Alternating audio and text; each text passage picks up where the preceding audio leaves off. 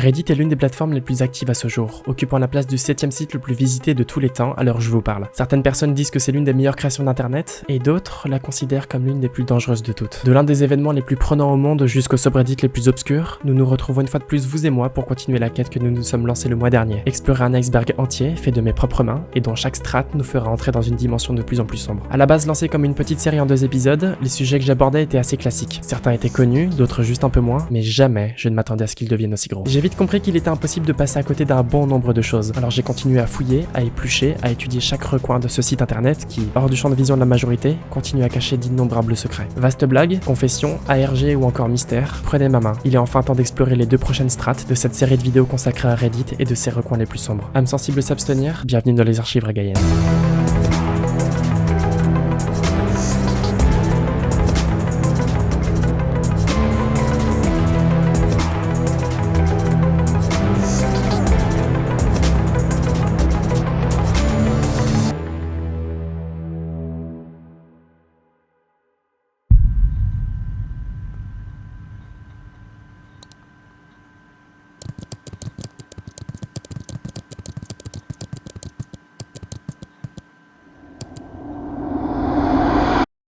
On ne perd pas plus de temps, nous voilà à la surface. Après avoir exploré le ciel puis le pic de l'iceberg, je pense que la plupart d'entre vous se sentent entièrement d'attaque pour plonger dans l'eau. Mais évitez d'y aller trop vite, c'est à partir de là que les histoires que je vais vous raconter deviendront assez obscures, à la limite du dérangeant. Là où l'épisode 1 de cette série parlait seulement de quelques sujets sérieux, dites-vous que c'est ce qui va maintenant composer la quasi-intégralité de toute sa suite. Si vous vous sentez d'attaque, alors on y va.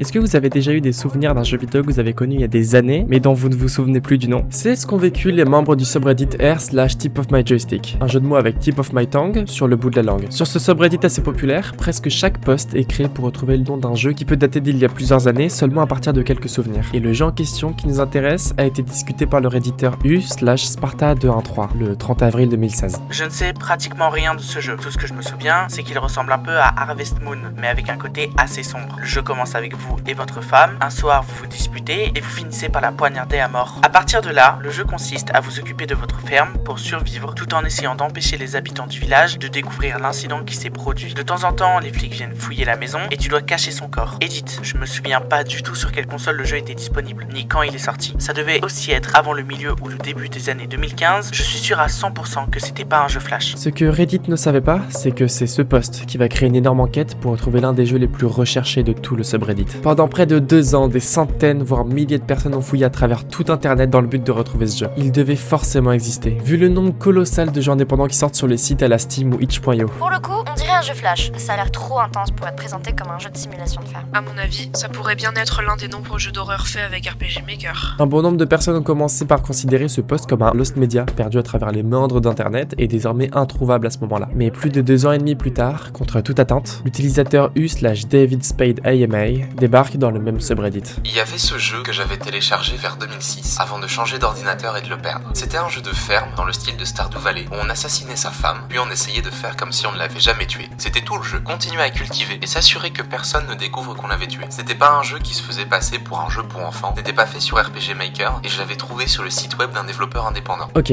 alors c'était ni un rêve ni un hoax. Ce jeu existait bel et bien. On commençait à voir la lumière au bout du tunnel. Même 12 jours plus tard, le redditeur u/YouDoneMeABamboozle poste ceci. Salut à tous, c'est la première fois que je poste ici. Aujourd'hui j'ai retrouvé mon vieil ordinateur portable, mais malheureusement il ne démarre plus. Cela m'a toutefois rappelé de très bons souvenirs, notamment un jeu que je vais vous décrire. Au début du jeu, on tuait sa femme, mais après cela, on vivait normalement en gérant sa femme. Il y avait cependant un rebondissement. La police pouvait débarquer à tout moment et découvrir le corps. Il fallait donc être constamment sur ses gardes et déplacer le corps. L'ordinateur portable a été fabriqué en 2001 et j'en ai acheté un nouveau en 2003, donc ça a dû se passer entre ces 2 dates. Mise à jour, le plateau du disque dur était humide, il a donc été jugé irrécupérable. Je suis vraiment désolé de vous avoir donné de faux espoirs. Merde, à 2 doigts d'avoir le fin mot de l'histoire. C'est pas grave, on continue de chercher et à force de chercher, il nous faut un endroit où stocker toutes nos trouvailles pour les partager avec les autres personnes qui enquêtent sur le sujet. C'est là que le subreddit r/ThatEvilFarmingGame est créé et que l'affaire est mise sous le feu des projecteurs grâce à des vidéos de Nexpo ou encore Wang, des gars plutôt connus de la sphère du YouTube anglophone. Les jours passent et Sparta, le posteur qui a démarré l'enquête, démarre une FAQ pour répondre aux questionnements des internautes. Et si tout ça n'avait été qu'un rêve, à quel point es-tu sûr que ce jeu existe vraiment? Je suis suis tout à fait conscient que cela n'était peut-être qu'un rêve. Je n'essaye pas de convaincre qui que ce soit de son existence, tout simplement parce que je suis pas sûr à 100% moi-même. Comme ça remonte à encore plus longtemps qu'à l'époque, il m'est extrêmement difficile de me souvenir des détails. C'est vraiment vague, on a très peu de réponses claires et ça nous donne l'impression que les choses avancent peu. En tout cas, on apprend, comme on vient de voir, que c'était peut-être un rêve et que tous les autres jeux proposés sur subreddit n'étaient pas les jeux de Sparta, que le jeu n'avait rien à voir avec, par exemple, 1922 de Stephen King, qui racontait une histoire assez similaire avec un fermier qui tue sa femme, et que contrairement à certaines théories, le jeu n'avait pas été installé sur un site de gore perdu sur internet. Donc finalement pas mal d'infos pour pas grand chose. Sauf que non, on a eu quelque chose de très important. Sparta fait de l'insomnie chronique, et dans la période où il rédigeait son post original, il prenait régulièrement des médocs pour pallier à ça. Et pour les personnes qui ne savent pas ce que ça peut avoir comme conséquence, sachez une chose qui fera bien avancer l'histoire, c'est que ça peut avoir certains effets sur la mémoire. C'est en tout cas le cas pour les médocs qu'il a pris à ce moment-là. Donc grosso modo, hypothèse principale, la théorie du rêve reste crédible. Cette vidéo-là qui a été partagée sur Discord par Akeo Snake, il se pourrait bien que Sparta ait vu cette vidéo et l'ait prise pour le jeu lui-même. Attends, je veux l'extra original, il nous faut quelque chose de vrai là. You know what it sounds like? It sounds like Harvest Moon, but with like corpses. It's just regular Harvest Moon with your wife, and midway in the game you have an argument with your wife, and you accidentally kill her with like a barbecue kebab wreck. You impale her accidentally, and you're like, oh shit, I didn't mean that. You gotta manage your farm, you know, raise your chickens and milk the cows. You also gotta like hide the body from the cops sometimes. Oh. Les gars, je viens de checker la vidéo et aussi décevant que ça puisse paraître, je crois que c'est la source du jeu. Tout colle parfaitement. Et en plus, j'avais l'habitude de dormir devant des vidéos de Vinesauce à ce moment-là. C'était un rêve. Le plus frustrant, c'est pas tant d'avoir cherché pendant des années un jeu qui n'existait pas, mais c'est surtout de ne pas pouvoir jouer à quelque chose qui était en train de nous hyper pendant près de 3 ans. Et c'est d'ailleurs ce qui poussait les gens à faire leurs recherches. On voulait non seulement mettre un terme à l'enquête, mais aussi tester ce jeu obscur qui était assez unique dans son histoire. Et les internautes étaient tellement frustrés pour la plupart que plusieurs indépendants et studios de développement ont recréé des jeux à partir de zéro en suivant la trame narrative et les détails donnés par Sparta. C'était assez inspirant de voir que même aujourd'hui, donc moins de 5 ans après, une grande communauté continue toujours à s'intéresser à des evil farming games. Le 24 janvier 2018, sur différents subreddits, l'utilisateur u/forlearn publie une photo accompagnée d'une histoire qu'il a vécue récemment. Et pour que vous fassiez une petite idée du genre d'histoire dont on va parler, ça a été posté sur des subreddits comme r/morbidreality ou r/medicalgore, qui portent bien leur nom et que j'ai pas forcément besoin de vous expliquer à haute voix. En tout cas, c'est des subreddits qui sont très peu, voire jamais liés à des choses très sympas. Je vous montrerai pas la photo, ou alors peut-être que je vais censurer un peu. Concrètement, Forlearn a pris une photo de ses pieds après avoir subi des engelures graves, et vous n'avez vraiment pas envie de voir ça, je vous assure, c'est vraiment pas beau. Sa peau en était noire et tout autour c'était soit en sang, soit d'une couleur jaunâtre. Vraiment on n'est pas sur une petite engelure, c'est assez choquant. Cela s'est passé il y a 3 semaines. Je vais subir une double amputation sous le genou dans 2 jours. Contexte. J'y ai cru bien faire en dormant dans ma voiture pour économiser de l'argent au lieu de prendre une chambre d'hôtel. Mes chaussures étaient mouillées après avoir marché un peu dans la neige. Alors je les ai enlevées. J'avais mis le chauffage et je pensais que mes chaussettes sécheraient vite. Je suis tombé en panne d'essence. Je me suis dit que je pouvais tenir le coup et trouver une solution le lendemain matin. J'ai eu très mal aux pieds pendant un moment. Puis la douleur a complètement disparu. Quelques heures plus tard, j'ai constaté que mes pieds étaient complètement gelés. J'ai appelé une ambulance et je suis allé à l'hôpital. Dès que mes pieds ont commencé à décongeler, la douleur est revenue. La chose la plus douloureuse que j'ai jamais vécue. Les médecins espéraient que la circulation sanguine se rétablirait dans certains tissus et qu'on pouvait sauver une partie de mes pieds. Ce n'est pas ce qui s'est passé. Et les deux sont retirés jusqu'au milieu des tibias. Avant tout ça, j'étais quelqu'un plutôt paresseux, malheureux et démotivé. Alors je vois ça comme une seconde chance. Chaque jour, j'appréciais le fait qu'avec un peu d'effort, je puisse sortir, être actif et faire des choses qui me rendent heureux. Par chance, c'est quand même arrivé à un homme qui a l'air assez optimiste. Il en rigole un peu avec le reste des internautes et il relativise comme j'ai jamais vu quelqu'un relativiser. Visiblement, il lui a fallu seulement 3 semaines pour se préparer mentalement pour la suite de cette aventure, et la seule chose qui l'inquiète est le moment où il se réveillera après l'opération en voyant qu'il n'aura plus de pieds sous les yeux. Les jours passent, malheureusement non sans difficulté, il aura des soucis avec la fréquence de sa prise de médoc, les douleurs qu'il a aux mains, où il a aussi subi des engelures moins graves, enfin bref, un petit bordel, mais qu'il arrive à supporter. Plusieurs semaines après, un subreddit lui est consacré, r/ChiliChamp Adventures, et Forlearn, qu'on va appeler par son vrai prénom, Will, poste cette photo de lui devant un miroir et sur sa nouvelle chaise roulante. C'est la première photo en pied que j'ai prise où l'on voit mes moignons. Ça me fait un drôle d'effet de savoir que c'est moi, donc je voulais la partager. Il reste donc optimiste malgré le fait qu'il soit tombé de sa chaise un jour et qu'il revienne à l'hôpital. Et aussi à ce qu'on appelle la douleur du membre fantôme, qui est assez commun quand on se fait amputer un membre, hein, et qui donne l'impression qu'on ressent toujours des sensations là où c'est plus possible. C'est quelque chose qu'il ressent assez fort et qui lui rend la vie plutôt dure. Mais c'est pas grave, il tient le coup, sa commu le suit de près, il en devient carrément une source d'inspiration et il nous montre même ses prochaines prothèses. Il lâche rien. Mais le temps passe et comme sa situation s'améliore, le subreddit devient de plus en plus plus inactif et les gens arrêtent de s'inquiéter, jusqu'au 17 août 2021, quand il décédera, à l'âge de 33 ans, d'une intoxication liée à l'alcool. Et on apprendra beaucoup de choses à travers les années qui suivirent. Will n'était pas en bon état. Sa copine expliquera l'histoire en détail, notamment le fait qu'il n'avait pas d'assurance vie et qu'il devait passer sa vie en maison de retraite, auprès de personnes beaucoup plus âgées et d'infirmiers fatigués qui ne pouvaient pas être aussi présents que ceux qu'il avait dans le passé. Il devait aussi partager sa chambre avec un homme atteint de démence. Sa famille devenait de plus en plus distante, il ne pouvait pas sortir sans permission, donc aucun moyen de voir ses amis qui vivaient loin de lui, et pour remuer le couteau dans la plaie, il n'avait quasiment plus de ressources financières et beaucoup de dettes à payer. C'était un enfer à vivre, et même si c'est ici qu'il a rencontré sa copine, il a fini par tomber dans une énorme dépression que ses médecins décideront de ne pas traiter. Une fois, quelqu'un lui a donné de l'alcool sans autorisation pour se détendre un peu, mais il s'est fait cramer par les infirmiers qui ont interprété ça comme une tentative de suicide. Sa copine le dit elle-même, il n'avait que son téléphone et son ordinateur pour faire passer le temps. Enfin, il a pu emménager dans une résidence pour personnes âgées avec un personnel médical spécialisé, mais c'était déjà trop tard. Il n'avait plus envie de vivre dans cet enfer, alors il se mettra à boire beaucoup d'alcool pour fuir la réalité. C'est ainsi qu'on saura pourquoi est-ce qu'il est mort d'une intoxication alcoolique 6 mois plus tard. Sa famille n'organisera rien du tout, pas de cérémonie ni de funérailles, rien. Sa mère postera juste un petit message sur Facebook, mais rien d'autre. Et c'est ainsi que s'achève la triste histoire de Forlorn. Aujourd'hui, plus personne ne parle dans le subreddit qui lui était dédié, hormis sa copine. Chaque jour de fête, chaque Saint-Valentin, chaque anniversaire de Will, elle est là pour le lui souhaiter. Ça fait mal, très mal de savoir que cet endroit est désormais devenu un espace de recueillement pour une femme en deuil. Alors souhaitons-lui tout le bonheur du monde, parce qu'il lui aura donné tout l'amour qu'elle pouvait donner. Je pense qu'elle aimerait que nous n'oublions pas qui Will était et son histoire. Alors je profite de cette vidéo pour faire perdurer sa mémoire.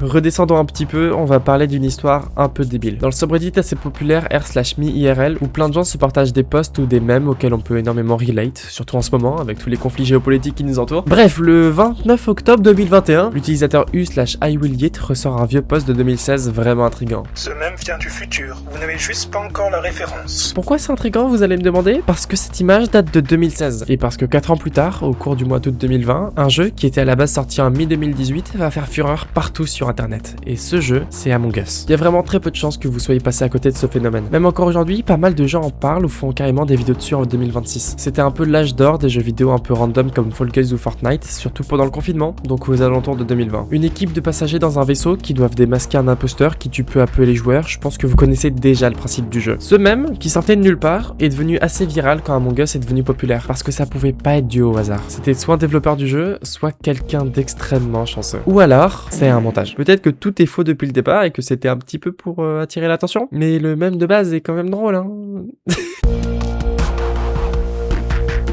Que ce soit pour apporter ses expériences avec la drogue, demander des conseils ou avoir de l'aide concernant ses addictions, il y a un très grand nombre de subreddits liés à la drogue. Évidemment, certains d'entre eux ont déjà été bannis pour le contenu qui a pu y être envoyé, mais la grande majorité des autres est encore visible, pour le meilleur, mais aussi pour le pire. Vous trouverez d'à peu près tout dans ce coin-là de Reddit, allant des simples conversations classiques au littéral cauchemar qu'on peut vivre certaines personnes à cause de la drogue. Il y a par exemple un tas de gens qui veulent essayer le fentanyl, ou même pire, la datura, alors qu'elles font partie des drogues les plus meurtrières du monde. D'autres gens défoncés sous fentanyl pour Noël? C'est le type de post qu'on retrouve de temps en temps sur Reddit. Mais vraiment, dans la grande majorité des cas, c'est plutôt des témoignages des gens qui veulent tout faire pour arrêter, qui tentent de tout faire pour stopper leurs addictions et qui apportent des témoignages vraiment lourds pour la plupart. Mon fils de 26 ans fréquentait ce subreddit et quelques autres consacrés à la drogue. En cas de besoin, il prenait tout ce qu'il pouvait trouver, du Benadryl, du sirop contre la toux. Qui sait vraiment quelle pilule il a prise? Le 4 novembre, son grand-père l'a retrouvé mort dans son lit. Il était affalé sur son ordinateur parce que, sous l'effet de la drogue, il s'était simplement endormi comme ça. C'est le fentanyl qui a tué mon fils. Il y a 9 jours, j'ai fait incinérer mon fils de 26 ans. Il pensait que Reddit lui fournissait suffisamment d'informations sur ce qu'il pouvait essayer sans danger, sur ce qui était sûr en général et sur les doses nécessaires pour se défoncer au maximum sans risquer une overdose. S'il vous plaît, soyez prudents. Ne laissez pas une autre maman ou un autre membre d'une famille ressentir ce que je ressens aujourd'hui, en pleurant la perte de mon fils. Vraiment, ne touchez pas à la drogue. C'est très cucu dit comme ça, mais réellement, vous pourrez le regretter toute votre vie. Et je pense ne pas avoir besoin de développer le sujet. Si les gens vous en empêchent, c'est qu'il y a une raison. Si vous êtes déjà addict, vous pouvez trouver de l'aide. Si vous hésitez à en prendre, vous savez à quoi vous attendre. Et si vous en prenez mais que vous savez gérer les doses et ne pas vous faire du mal avec, alors grand bien vous fasse, mais gardez ça pour vous. Ne laissez personne prendre de la drogue, même quand vous en prenez déjà aussi. Je vais vous parler d'expérience. Quand quelqu'un vous incite à en prendre, même en se disant responsable et honnête, faites très attention, c'est jamais une bonne idée. Ne tombez pas dedans et n'hésitez jamais à trouver de l'aide si vous en prenez déjà. Il y en aura partout et toujours. Est-ce que vous avez déjà entendu parler des incels ou du masculinisme en général? On va rentrer dans l'art parce que c'est quelque chose que beaucoup de gens et moi-même méprisent énormément. Concrètement, le masculinisme, c'est le nom qu'on donne à un mouvement radical, réactionnaire, antisémite, misogyne, transphobe et antiféministe qui s'étend à travers le monde et qui essaie de répandre un courant de pensée en particulier. Celui qui dit et qui veut montrer que les hommes sont et seront toujours supérieurs aux femmes et que ce soit biologiquement, intellectuellement ou même spirituellement, ils dominent toute autre forme de genre ou de sexe. J'ai dit si dans cette société, les hommes agissent comme des chiens, c'est parce que les femmes agissent comme des chiennes. Et après les meufs se plaignent, ouais mais les mecs ils nous harcèlent, je sais pas quoi, blablabla, blablabla, les mecs ils sont obsédés, nanana. Tu twerk, tu t'affiches sur tes trucs, en maillot de bain, en tenue moulante, tu sors avec des tenues courtes, ferme ta gueule, arrête de sortir que c'est l'homme le problème, ferme ta grande gueule. C'est malheureusement quelque chose qu'on a aujourd'hui de plus en plus l'habitude de voir sur internet. Je vous conseille les excellents documentaires Plongés dans la manosphère de Louis Theroux sur Netflix et Mascu de France.tv/ sur YouTube pour comprendre un peu mieux le sujet. Enfin bref, une quantité immense d'hommes à travers le monde regardent la société et les femmes avec ce genre de préjugés et ça sert à rien de vous expliquer pourquoi c'est problématique. Je vais pas m'étendre sur le sujet, déjà parce que c'est pas du tout ce que je vais aborder sur la chaîne, mais surtout parce que ça prendrait beaucoup de temps pour expliquer par A plus B pourquoi ces gens ont tort sur énormément de points et pourquoi est-ce que ça mène la population masculine tout droit vers la haine des femmes et du monde. Ça parlera sûrement à pas mal de gens et on en discutera que brièvement, mais il y a une branche de la communauté masculiniste que j'ai évoquée tout à l'heure, les incels, involuntary celibate ou involontairement célibataires en français. C'est les hommes qui développent une haine de l'amour et un désir de vengeance envers les femmes parce qu'ils n'arrivent pas à trouver quelqu'un dans leur vie. Le massacre d'Isla Vista, commis par Elliot Rodger, peut parler à pas mal de gens. C'est quelque chose de grave et qui est très loin d'être le premier et dernier cas de passage à l'acte sur des femmes innocentes. Bon, je m'égare. Les masculinistes ont donné un nom à leur vision, à leur mouvement, la Red Pill. Une référence à la pilule rouge de Matrix qui est littéralement présentée comme ce qui va t'éveiller l'esprit et te faire voir un monde sous un nouvel angle. Ce terme a commencé à émerger vers l'époque du Gamergate, c'est aussi vers 2016 avec l'élection de Trump que le terme Red Pill et les mouvements réactionnaires commencent à réellement tracer leur route dans le monde, et notamment sur Reddit du coup, où beaucoup de gens commencent à rejoindre certains subreddits, dont l'un des plus populaires, r/TheRedPill. Vous vous y attendez déjà sûrement, les gens là-bas sont pas là pour parler de petits tracas du quotidien. 3 façons de manipuler consciemment les femmes avant qu'elles ne vous manipulent inconsciemment. Comment baiser comme un seigneur de guerre? 37 règles pour aborder le canon. Comment être un homme séduisant? 4 conseils clés. Évidemment, je sors un peu ces posts de leur contexte, mais ça représente une grande majorité de ce qu'on peut trouver sur le subreddit. Des hommes frustrés, pensifs, déçus ou simplement curieux sur certains sujets de la vie, avec un supplément misogynie pour compenser le tout. C'est... ouais, je pense que ça sent que je déteste viscéralement ce genre de communauté. Sauf que j'ai pas fini d'en parler. On a parlé de la communauté des masculinistes autour des incels. Beaucoup de subreddits avaient déjà été créés pour eux, pour qu'ils déversent leur frustration et leur haine de se sentir moches ou non attirants. Et dans plusieurs d'entre eux, il y avait un utilisateur, u/Jake3572, qui a fini par attirer le regard de nombreuses personnes. C'est le 21 novembre 2020 qu'un certain Jake Davison crée son compte Reddit et qu'il commence à poster un peu plus tard, à commencer par le subreddit r/Virgin, ou vierge en anglais. Il tracera sa route sur la plateforme, affirmant qu'il ne pouvait pas saquer sa propre mère, qu'il ne supportait pas le fait d'être vierge et célibataire à 22 ans, jaloux de la validation des femmes auprès des hommes, et vous avez compris l'idée. Il était déçu de la vie, du monde, de la société et de lui-même. Très proche de la communauté Black Pill, encore plus hardcore que celle dont on a parlé tout à l'heure, la Red Pill. Il tenait aussi une chaîne YouTube où il posterait un jour une vidéo pour raconter son vécu et comment il vivait ses problèmes. C'est finalement le 12 août 2021 qu'il explosera. Pendant une engueulade avec sa mère de 51 ans dans la ville de Plymouth en Angleterre, il pètera un câble et sortira son fusil à pompe braqué dans sa direction avant d'appuyer sur la détente, la tuant sur le coup. Dans la folie, il sortira de la rue pour tirer sur des passants qui n'avaient rien demandé, avant de mettre fin au carnage en mettant fin à ses jours dans la minute qui suivit. C'est quelque chose qui restera gravé dans la mémoire des gens, soulignant l'état de détresse et de violence dans lequel certaines personnes peuvent être à cause du célibat, de la jalousie, de la haine et de la vengeance. Un événement sera organisé dans la même ville, au sein du quartier de Keyham, et même si 2 des victimes de la fusillade finiront par s'en sortir, rien n'effacera ces actes. Et rien ne nous garantit que ça ne se reproduira pas ailleurs. On l'a vu avec Elliot Rodger, Jake Davison et d'autres fusillades, la communauté incel est dangereuse et doit à tout prix s'imposer ses propres limites. Et si vous connaissez quelqu'un qui en fait partie ou vous l'êtes vous-même, ce n'est pas une fatalité. Il y aura des gens pour vous écouter, pour vous aider et pour vous conseiller. Je l'ai déjà dit dans la première partie de l'iceberg, mais vous n'êtes pas seul. N'hésitez jamais à aller voir les autres pour aller mieux. Restez vous-même, vous avez toutes les chances de votre côté pour devenir une meilleure personne. Sujet plus tranquille, plus débile aussi, le subreddit r/Portugal Sucabliet. Fallait bien que je trouve des sujets pour la vidéo, m'engueulez pas s'il vous plaît. Notre mission, c'est de caser le Portugal en Europe de l'Est. Voilà, c'est aussi bête que ça. C'est une communauté qui rassemble quand même plus de 60 000 personnes, ce qui est vraiment pas mal vu son objectif, mais c'est quand même plutôt drôle. On a plein de mèmes, d'explications de pourquoi est-ce que le Portugal devrait rejoindre l'Europe de l'Est, de comment ce pays agit avec les autres, et j'avoue que même si c'est un peu rigolo, même si géographiquement c'est pas possible, bah c'est pas si faux, hein. Mais voilà, je me devais d'en parler pour survoler un sujet de plus, parce que drôle et Força Portugal, merci.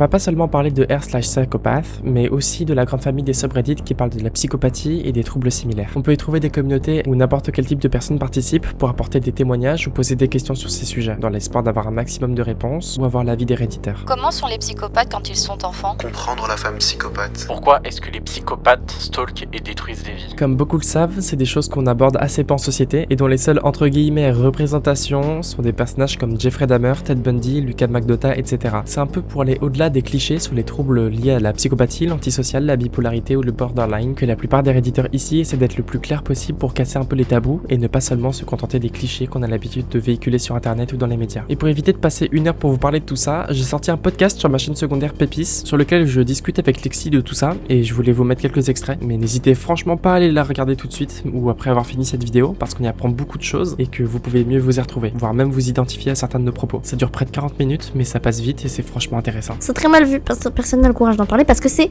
mal vu. Les gens quand on parle de tout ce qui est antisocial, donc psychopathe, sociopathe et tout ce qui s'ensuit, pense tout de suite à des tueurs en série, des serial killers, tout ce qui est Ted Bundy. Les gens ne voient que ce mauvais côté-là. Ils ne voient pas et ils ne savent pas qu'en réalité c'est un trouble très répandu et qu'il y en a beaucoup.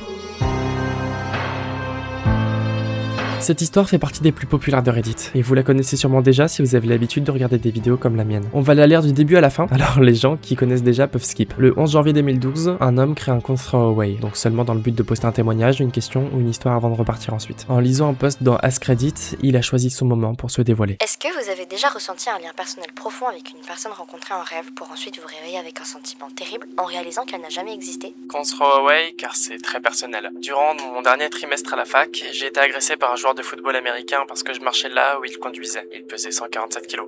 J'en faisais que 54. Inconscient au sol, j'ai vécu une expérience hors du commun. J'ai rencontré une jeune femme merveilleuse. Elle me faisait chavirer. Je l'ai fréquentée pendant des mois et je me suis débarrassé de quelques mauvais potes avant de finalement la conquérir. 2 ans plus tard, nous nous sommes mariés. Elle m'a donné une fille presque aussitôt. J'avais un super boulot et ma femme n'avait pas besoin de travailler à l'extérieur. Quand ma fille a eu 2 ans, elle m'a donné un fils. Il était ma plus grande joie. Chaque matin, avant de partir au travail, j'allais dans sa chambre et je lui faisais un câlin, à lui et à ma fille. Un jour, assis sur le canapé, j'ai remarqué que la perspective de la lampe était étrange, comme inversée. Elle était toujours en 3D, mais c'était bizarre. C'était un pied de lampe carré, rouge avec des bordures dorées, sur 4 pieds, avec un abat-jour carré blanc. J'étais fasciné, incapable de détacher mon regard. J'ai passé la nuit à la fixer. Le lendemain matin, impossible d'aller travailler. Il y avait quelque chose d'étrange avec cette lampe. J'ai arrêté de manger. Au début, je ne quittais le canapé que pour aller aux toilettes, puis j'ai arrêté même pour ça, puisque je ne mangeais ni ne buvais. J'ai fixé cette foutue lampe pendant 3 jours avant que ma femme ne s'inquiète vraiment. Elle a fait venir quelqu'un pour essayer de me parler. À ce moment-là, je perdais la raison et ma femme paniquait. Elle a amené les enfants chez sa mère juste avant que je comprenne. La lampe n'est pas réelle. La maison n'est pas réelle. Ma femme, mes enfants, rien de tout ça n'est réel. Les 10 dernières années de ma vie n'étaient pas réelles. La lampe s'est mise à grossir, toujours à l'envers. Elle occupait tout mon champ de vision et je ne voyais plus que du rouge. J'entendais des voix, des cris, toutes sortes de bruits étranges et j'ai ressenti une douleur atroce. Une douleur insupportable. Les premiers mots que j'ai prononcés étaient « Il me manque des dents ». Puis j'ai ouvert les yeux. J'étais allongé, sur le dos, sur le trottoir, entouré d'inconnus. Beaucoup paniquaient, j'étais complètement perdu. À un moment donné, un policier m'a soulevé, m'a traîné sur le trottoir et l'herbe, puis m'a jeté face contre terre à l'arrière d'une voiture de police. J'étais toujours sous le choc. J'ai été emmené à l'hôpital par un policier, il ne voulait visiblement pas attendre l'ambulance, et j'ai eu droit à des scanners et tout. J'ai traversé environ 3 ans de dépression terrible. Je faisais le deuil de ma femme et de mes enfants, et je vivais avec la certitude qu'ils n'avaient jamais existé. J'avais peur de devenir fou, car je m'endormais en pleurant, espérant l'avoir en rêve. Je ne l'ai jamais vu, mais parfois j'aperçois mon fils, généralement juste un bref instant du coin de l'œil. Il a toujours 5 ans et je n'entends jamais ce qu'il dit. Je ne ferai pas de séance de questions-réponses. J'ai reçu de nombreux messages privés décrivant des expériences similaires, et 3 personnes ont affirmé que de telles expériences étaient impossibles. Je pense qu'il faudrait approfondir la recherche sur le fonctionnement du cerveau. Étudiants en médecine ne croyaient pas tout savoir. Certains m'ont demandé s'ils pouvaient en faire un livre, un scénario, une pièce de théâtre, une BD, etc. Considérez ce récit comme une œuvre libre de droit et amusez-vous bien. Aujourd'hui, cette histoire est connue à travers tout internet. On en a créé des mèmes et même une trend pour parler d'une réalité alternative où les choses se passent bien dans la vie, ce qui aura rendu ce post encore plus populaire qu'à sa publication. On ne sait toujours pas qui est la personne qui était derrière et on ne le saura jamais, mais ce qui est sûr, c'est qu'il n'est pas la première personne à vivre ce type d'expérience et certainement pas la dernière. On ne sait jamais si la réalité est bel et bien celle qu'on vit. Alors là, ça va être un peu trash. Alors pour les gens sensibles au gore et au sang, passez à l'entrée suivante. 14 février 2021, r/corned beef approved. L'utilisatrice u/seprol envoie un long message pour faire part de quelque chose qu'elle a fait récemment et waouh. J'ai enlevé le gras de ma joue et je l'ai mangé.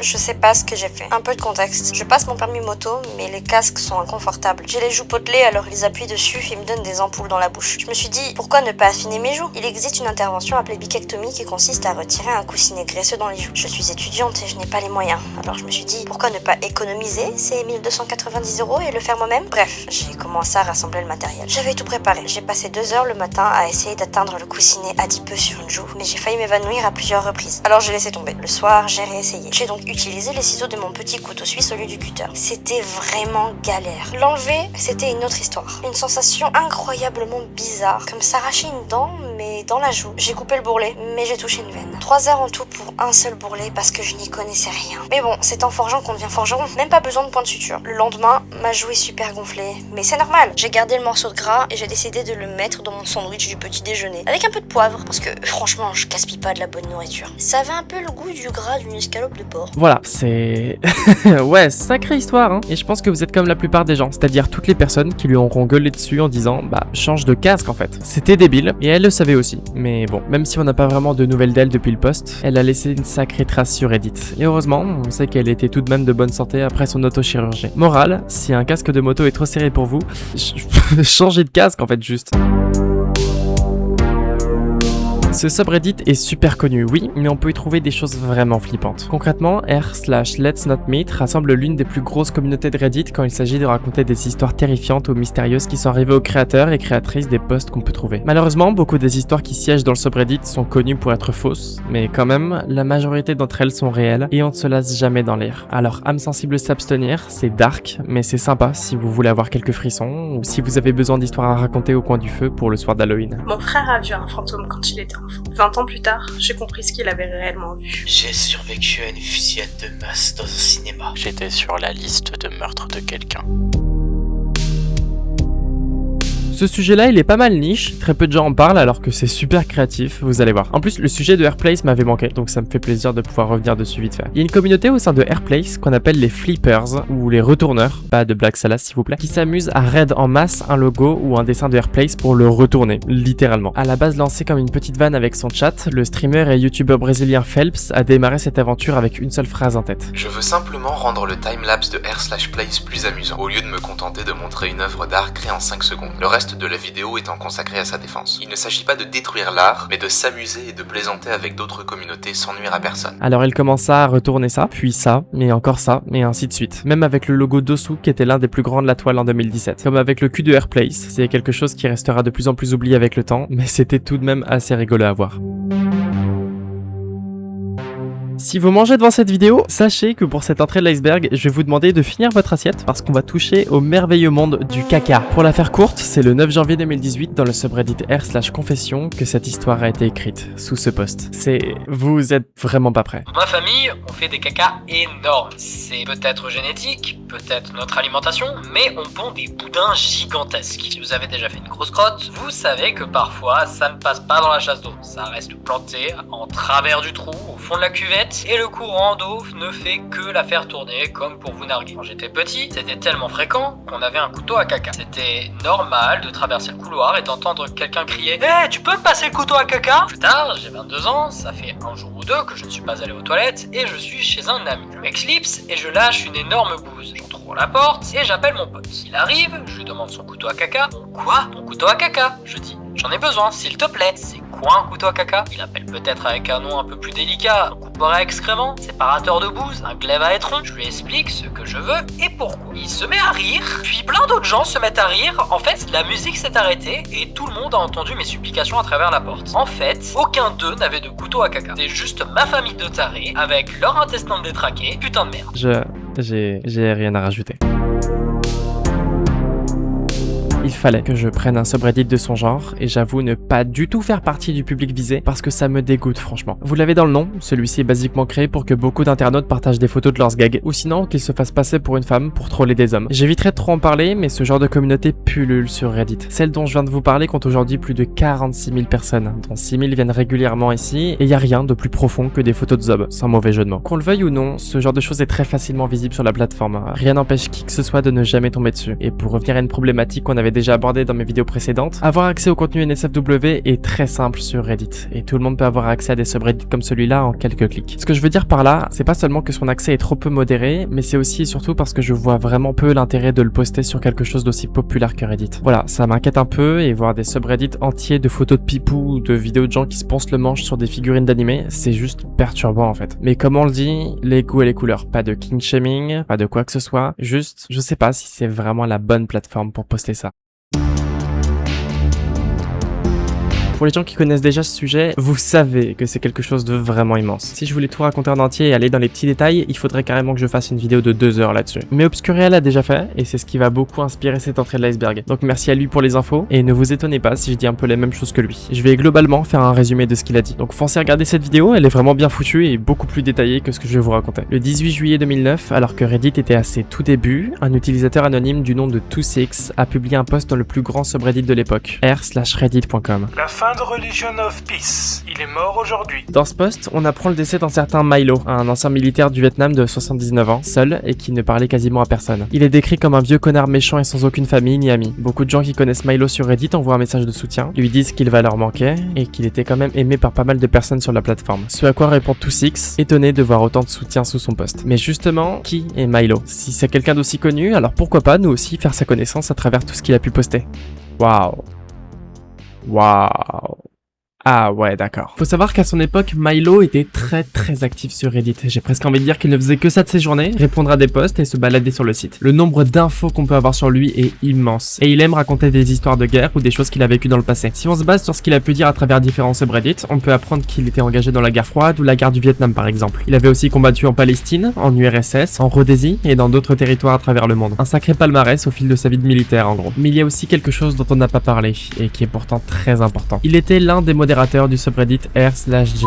Je censure ce mot parce que j'ai pas envie que vous alliez voir ce que c'est. C'est un subreddit très actif qui a été banni assez rapidement, mais qui a été réputé pour être l'un des plus controversés de tout Reddit. Je vais survoler le sujet, pas parce qu'il est pas important, mais parce qu'on en reparlera beaucoup plus tard dans l'iceberg, et ce sera dans le prochain épisode. Bref, même si la plupart des pseudos des modérateurs avaient été balancés sur internet, Religion of Peace recevait quelques menaces, et c'était d'ailleurs peu avant sa mort, on reviendra sur ce détail plus tard. Quand r/j a fini par être banni de Reddit, la plupart des utilisateurs qui allaient n'avaient pas d'autre choix que d'héberger des fichiers toujours aussi problématiques, mais sur leur propre site dédié. Et celui de Milo, c'était LakeCityQuietPeace.com. En cliquant dessus, on arrive sur une plateforme d'hébergement d'images du nom de That Old Guy's Image Host, avec une architecture très simple, comme à l'époque. Assez niche, la plateforme comptait quand même quelques milliers d'images avec le temps. Et évidemment, comme Milo était très lié à c'était pas des images de chats tout mignons. C'était concrètement de la pornographie, et la plupart du temps à la limite de la légalité. Quand Milo est décédé, les internautes ont quand même voulu enquêter sur lui, parce qu'il cachait forcément des choses. Le fait qu'il ait été très actif partout sur Reddit, mais qu'il était aussi modérateur de en plus du fameux « il est mort devant son ordinateur à lire des posts sur le site », parce que oui, je me suis pas attardé dessus, mais c'est vraiment raconté comme ça, et ça a rapidement éveillé les soupçons. C'est là qu'en janvier 2010, un redditeur du nom de Zasak Okwan débarque et décide d'analyser le code source de That Old Guy's Image Host. Et ce qu'il a réussi à trouver démarra la chasse au trésor la plus grande de toute la plateforme, et très certainement l'une des plus vastes de toute l'histoire d'internet.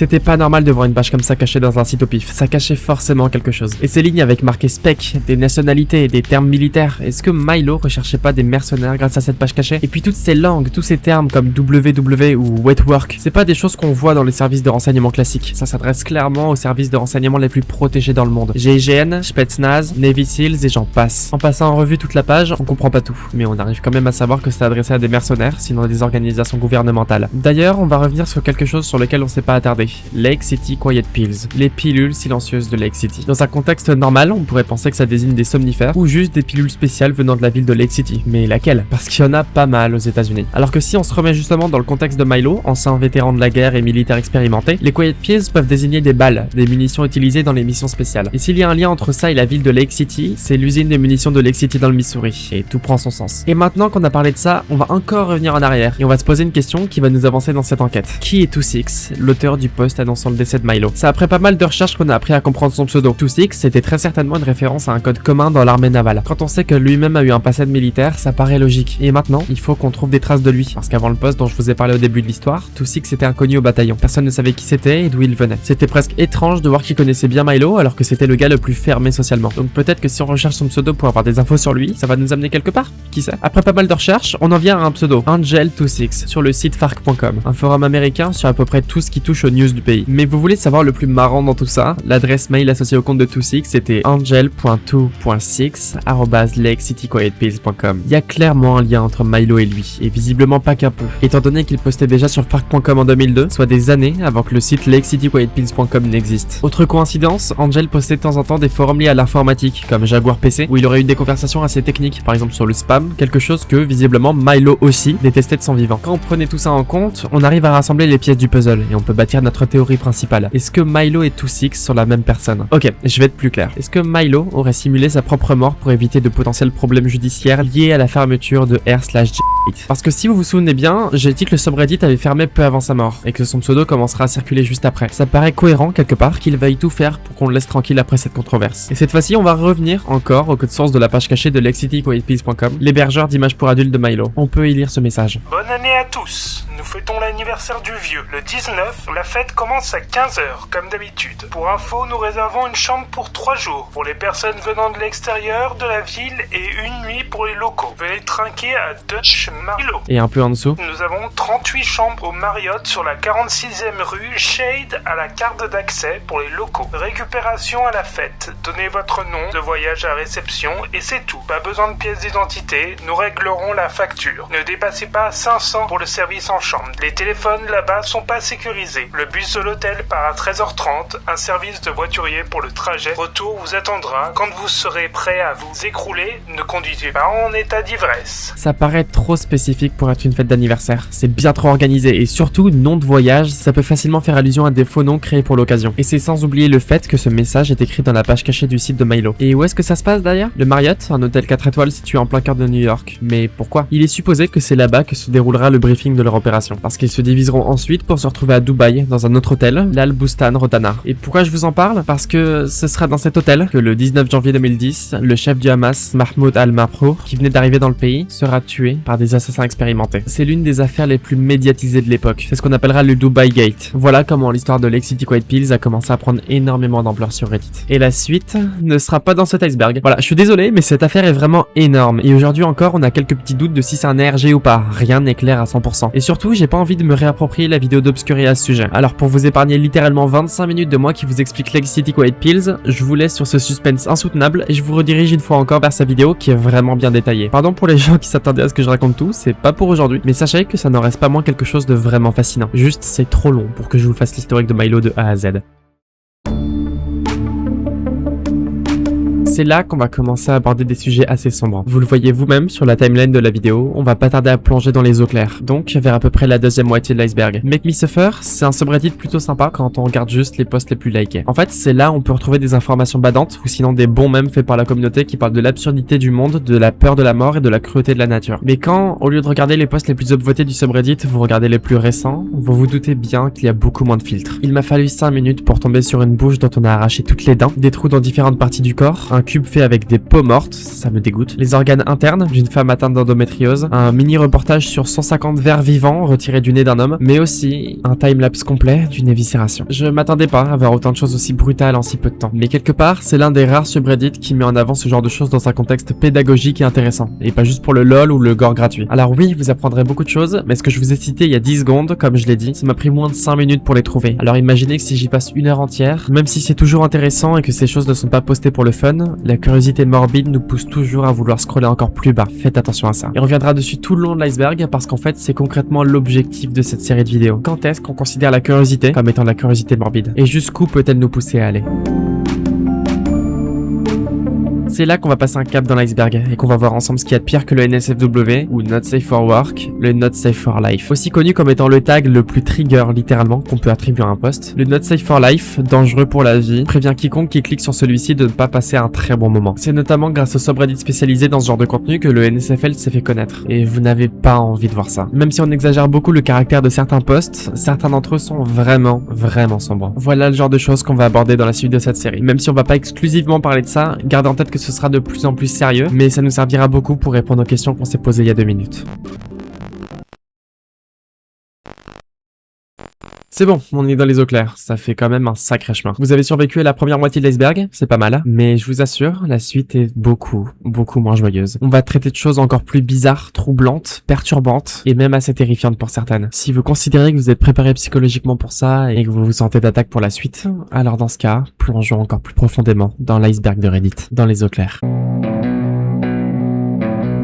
Histoire de laisser un peu le temps aux gens de comprendre à quel niveau de bizarrerie on va s'attaquer dans les eaux claires, voici r/Dragons fucking cars. Et tout est dans le titre. Des dragons qui baissent des voitures. Peut-être l'un des trucs les plus random et absurdes de tout l'iceberg, je vais pas vous mentir. C'est quasi intégralement des fanarts de dragons qui passent du bon temps avec de magnifiques automobiles. On passe sur du Smog qui fait des galipettes avec la DeLorean, Dracolos qui fait zizi pampan avec Flash McQueen, Godzilla qui fornique avec une Ferrari, juste waouh. Je vais éviter de vous montrer trop d'images parce que c'est souvent assez graphique, donc je vais me contenter du minimum. Bienvenue sur la chaîne d'Alana Pierce, une journaliste, scénariste et youtubeuse australienne qui a toujours beaucoup aimé parler de jeux vidéo, de films, de drama d'internet et d'actu. Aujourd'hui, elle va bientôt atteindre les 700 000 abonnés, mais à l'époque où l'histoire que je vais vous raconter a eu lieu, elle en avait plus de 200 000. Mais même avec une communauté aussi grosse, et en plus du fait d'être une femme sur internet, parce que oui, ça a toujours été risqué à cause des dégénérés qui traînent partout, elle recevait beaucoup de messages problématiques, et elle les affichait sur les réseaux. Parfois des mecs sur Facebook m'envoient des menaces de vie. Alors j'ai commencé à les balancer à leur mère. La reine qu'elle pense être, vraiment. Mais c'est quand elle a commencé à sortir avec Blaine Gibson, un homme qui bossait chez Rooster Teeth, que les choses ont vraiment commencé. Dans un commentaire sous une vidéo d'Alana, un viewer fait part de sa frustration. Waouh, quelle surprise! Elle a un copain!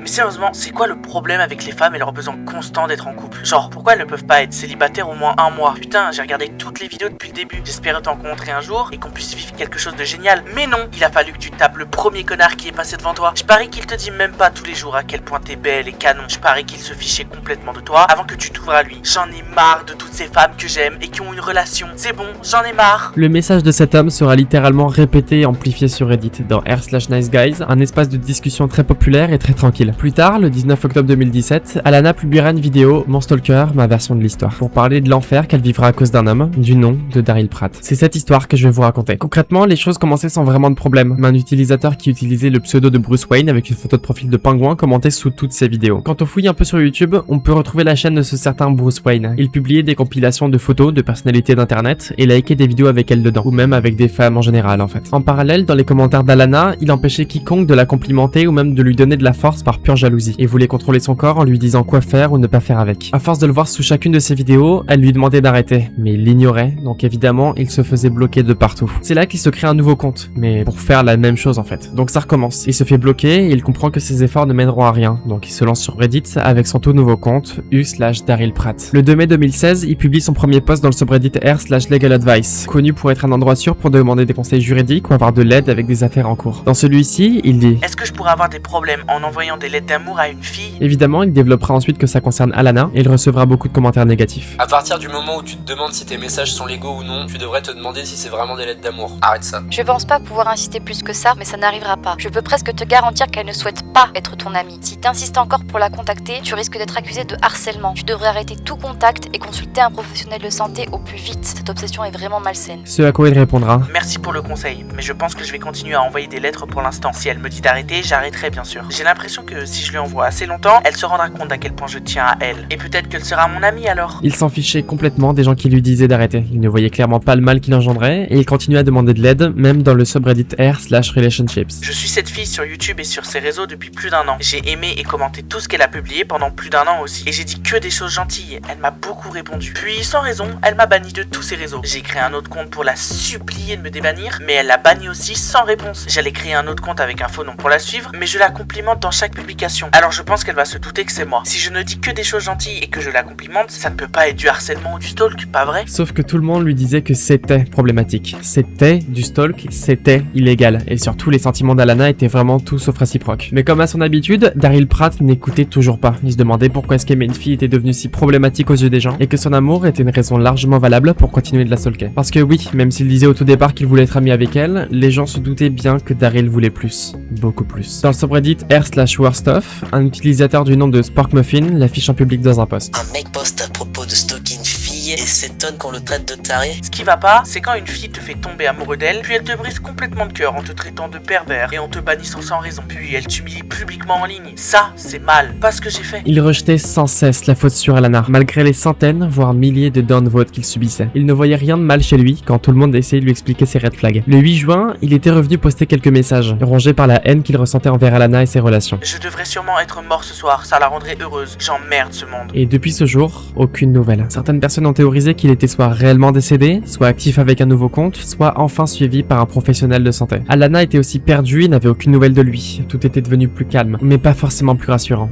Sauf que c'était pas fini. Sur Reddit, un compte récemment créé du nom de Daryl Prater V2 avait surgi dans le subreddit dont on a parlé tout à l'heure, r/legaladvices. Quel problème puis-je avoir si je fais un câlin à une fille qui n'en a pas envie? Une cosplayeuse dont je suis amoureux organise une rencontre pour ses fans. Elle a déjà dit qu'elle ne faisait pas de câlin aux gens lors de ses rencontres. J'ai juste envie de la prendre dans mes bras et de la serrer fort pendant quelques secondes. Pourrais-je avoir des problèmes? Ça sera à Los Angeles, en Californie. Il a fallu quelques minutes à peine pour que les gens fassent le lien avec Daryl Pratt. La Californie, le subreddit, le pseudo, les questions flippantes, c'était forcément lui. C'est toi le type qui était amoureux d'une célébrité et qui continuait de la harceler même si elle t'avait bloqué? Non mais c'est évident que c'est un troll. Le compte original du stalker existe toujours, il aurait aucune raison de pas utiliser ce compte. On n'avait pas totalement de certitude que c'était bien Daryl Pratt derrière ce compte, mais comme Nexpo l'a fait dans sa vidéo à ce sujet, vidéo sur laquelle je base la quasi-totalité de mes infos d'ailleurs, on va pointer le doigt sur un truc. Daryl Prater V2, ça insinuerait qu'il y aurait peut-être un Daryl Prater V3 ou V4. On va regarder ça tout de suite. Si on remplace V2 par V3, rien. Mais si on recherche avec V4, on tombe sur un compte déjà existant. Dessus, on peut voir beaucoup de posts avec le même fond, mais sous différentes formes. Si vous étiez entouré de zombies et que vous deviez vous tirer dessus avec un 9 mm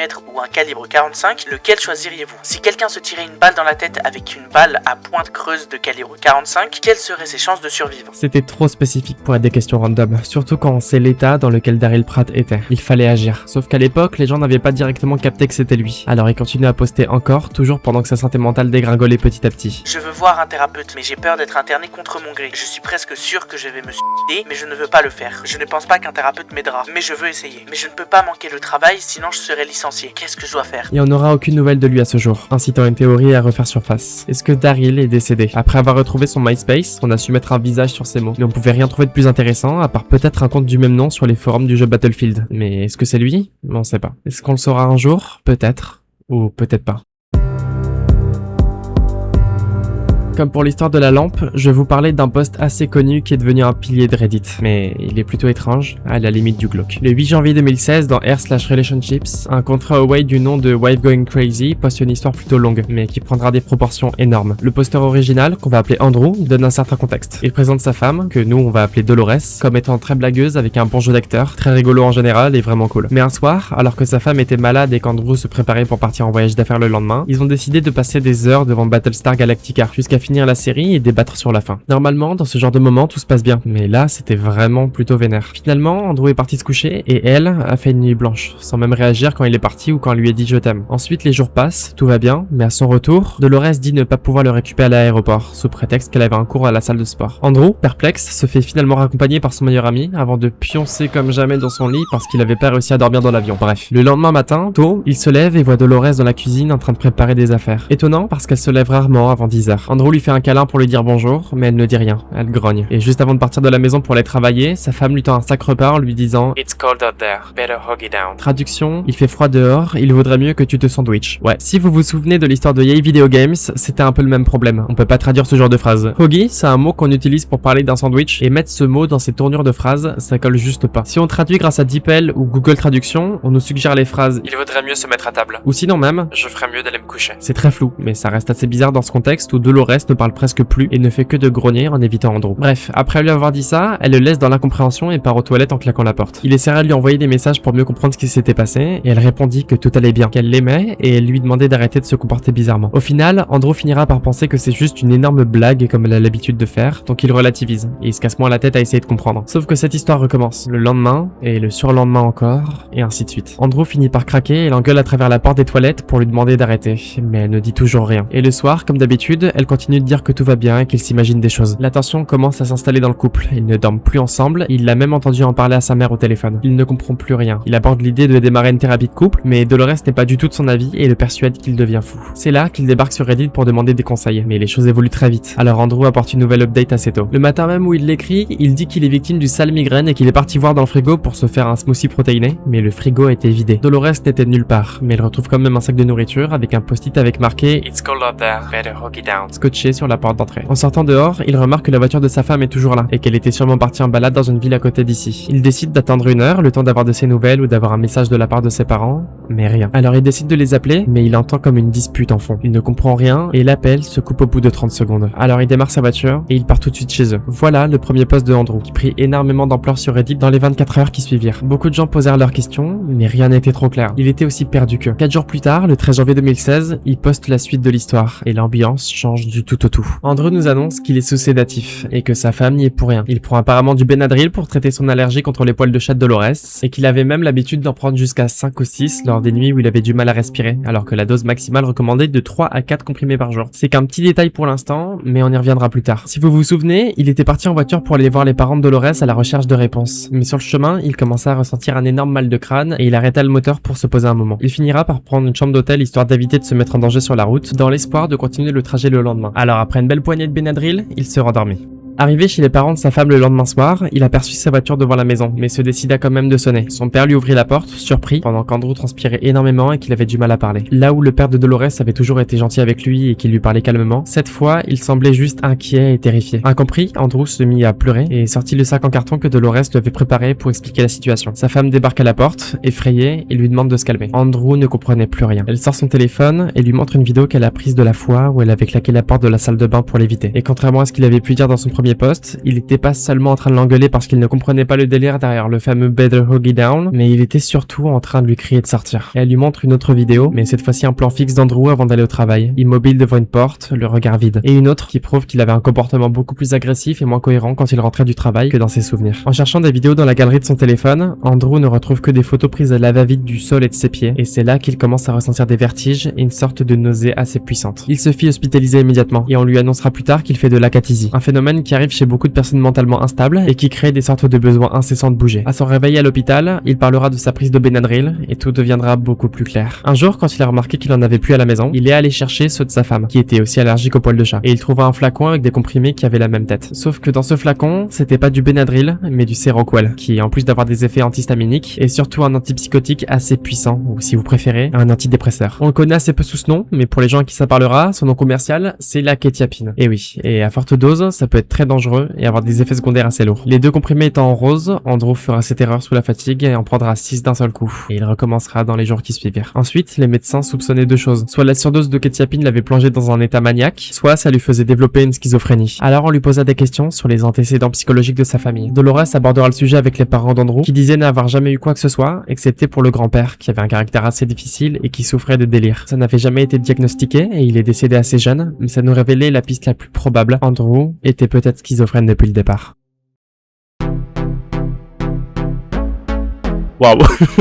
On change radicalement d'ambiance. Avant toute chose, est-ce que vous savez ce que c'est une copypasta? Pour vous la faire courte, une copypasta, c'est un texte venu d'internet qui peut vraiment traiter de tout et rien, mais qui peut être tellement drôle, random ou passe-partout que tout le monde s'amuse à le copier-coller aux 4 coins du net, que ce soit pour troller, pour spammer ou pour faire marrer les gens. C'est aussi une manière de conserver le texte quelque part quand l'original a été supprimé ou enfoui dans les profondeurs d'internet. Ce qui est le cas avec ce sujet. Déjà, tout est dans le nom. C'est une fanfiction, donc une histoire fictive. Mais entre Hitler et Pikachu, ce qui rend le truc aussi absurde que possible. Mais peut-être qu'il y a un détail important à rajouter, c'est une fanfiction énormément basée sur le cul en fait. Vraiment, l'histoire est très courte et c'est quasiment juste une scène de baise entre le Troisième Reich et Pikachu, sauf que pour le coup c'est vraiment dark. J'ai l'impression que plus je continue de parler de ça, plus c'est sombre. En gros, Hitler et Pikachu font l'amour joyeusement jusqu'à ce que Pikachu meure littéralement de plaisir et que Adolf Hitler murmure à l'oreille de son cadavre qu'il tuera tous les juifs pour lui. Sous couvert d'humour franchement pas fou, on combine zoophilie, nécrophilie, apologie du nazisme et donc par conséquent antisémitisme. Youpi.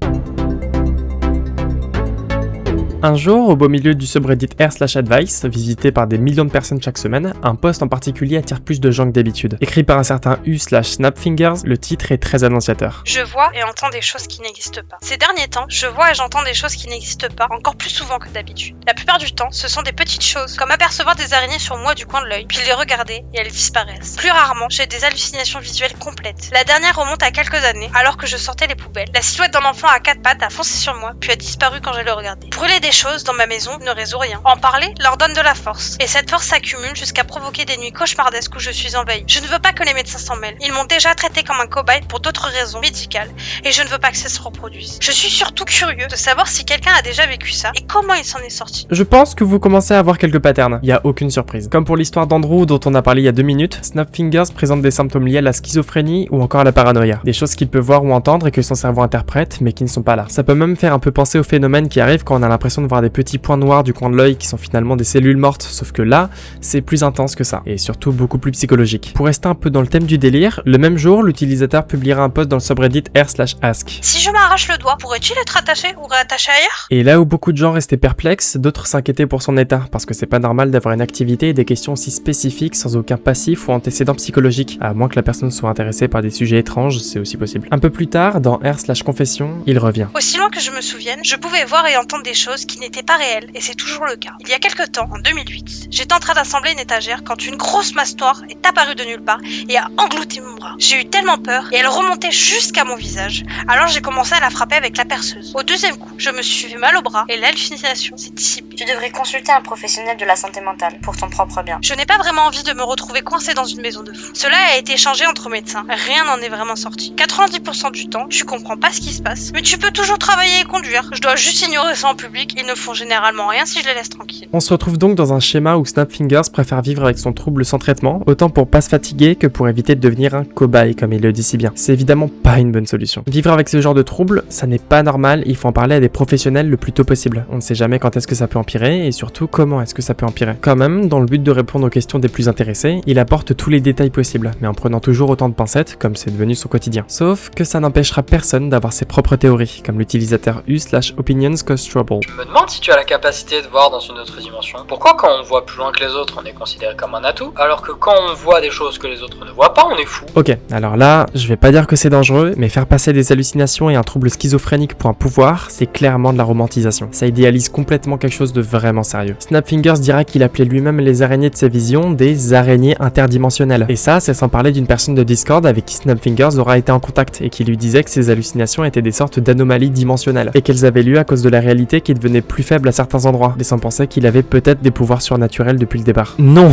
non, juste non. Mais même avec le nombre de gens qui essaient de lui faire comprendre que ces hallucinations ne sont pas réelles et qu'il faut au plus vite les traiter ou en parler avec un professionnel de santé, Snap est toujours convaincu qu'il doit suivre son instinct. Et surtout depuis que des personnes sur Discord lui parlent continuellement de ses pouvoirs et comment il pourrait s'en servir ou s'en débarrasser. Le 24 novembre 2019, il demande des conseils pour savoir comment se débarrasser de ces êtres interdimensionnels, en énonçant le fait que des fameux experts sur Discord lui ont conseillé de donner une, j'ouvre les guillemets attention, partie significative de lui-même. Je le répète encore, mais ces fameux experts de Discord sont en train d'avoir l'ascendant sur lui et de se servir de ses hallucinations comme quelque chose de spécial et de surnaturel, alors que Snap refusait catégoriquement de voir des médecins pour ne pas être considéré comme une expérience. C'est un schéma qu'il ne voulait pas être produit, mais pourtant qui se reproduit à travers ces personnes. C'était un bordel sans nom. Les mois passèrent, et il parle des méthodes qu'on lui a conseillées pour bannir des créatures qui le hantaient, que ce soit en mixant de la térébenthine, du sang et de l'eau bénite, ou en sacrifiant une partie de son corps à ces monstres. D'ailleurs, cette idée de devoir donner son corps, c'est ce qui a forgé son pseudo sur Reddit, Snapfingers. Sinon, il vante aussi 4chan et le board X consacré au paranormal, où des gens lui auraient aidé à tuer un démon interdimensionnel. Voilà, c'est le résumé rapide de 4chan. Maintenant, essayez de mettre dedans tous les pires dégénérés et l'intégralité des personnes racistes, homophobes, transphobes, sexistes et xénophobes du monde. Bienvenue sur 4chan. Ouais, et il continuera de se fier à des pseudo-experts quand il s'agit de ses super pouvoirs, même si on essaie de lui faire comprendre qu'il se fait carrément utiliser en fait. Tu t'es fait avoir par des manipulateurs. Rien de tout ça n'est réel. Va lire des bouquins de science. Ils m'ont montré tous ces articles sur Discord et ont même ramené des gars du forum paranormal de 4chan. Ces gars-là là sont sérieux. Le mélange de térébenthine a vraiment buté un des êtres interdimensionnels. Il s'est évaporé comme s'il n'avait jamais existé. Le fait que tu mentionnes 4chan est un énorme red flag. Va chercher de l'aide et évite internet jusqu'à ce que tu aies vu un spécialiste de la santé mentale. Pas la peine de tergiverser pour le pourquoi du comment Snap reste enfermé dans ses idées. Vous avez compris que dès lors qu'il a trouvé des gens pour discuter de ce qu'il vivait, il était persuadé qu'ils avaient réponse à tout et qu'il ne fallait écouter qu'eux. Et il est allé si loin qu'il s'est mis à penser que des portails de l'enfer se répandaient partout dans le monde et qu'il fallait enfermer pour stopper les hallucinations. C'est là que Snapfingers a complètement pété un câble. Est-ce qu'il y a vraiment un portail de l'enfer dans les catacombes de Paris? Je crois que si ce portail existe vraiment, il pourrait être responsable de la libération d'êtres interdimensionnels qui se répandent dans le monde entier. Je dois trouver l'emplacement exact du portail pour pouvoir y aller et le fermer. J'ai mis assez d'argent de côté pour un vol et pour acheter du matos. Je travaille sur ce plan depuis un moment maintenant. Et maintenant que je suis si près, il y a des aéroports qui ferment parce que ces êtres interdimensionnels ont lâché une peste biblique pour empêcher ça d'arriver. La vraie raison, c'est en fait le premier confinement, quand la Covid a fait surface dans le monde. Mais il l'a interprété comme étant un obstacle posé par des démons. Quand même, malgré les commentaires qui lui demandaient de se poser de voir un psy ou ceux qui se foutaient de lui, tout était déjà prêt. Et il n'avait qu'à se rendre dans les catacombes de Paris, connues pour s'étendre sur 300 km littéralement, et donc il n'en ressortirait peut-être jamais s'il est mal, voire pas accompagné. Alors le temps passait, et on se rapprochait de plus en plus du moment fatidique. Il mettait carrément de côté une tronçonneuse, au cas où il devait sacrifier un membre de son corps, et puis aucune nouvelle. Jusqu'au 21 mai 2022, où il pose une question un peu random dans le subreddit consacré à Left 4 Dead, à un jeu de zombies.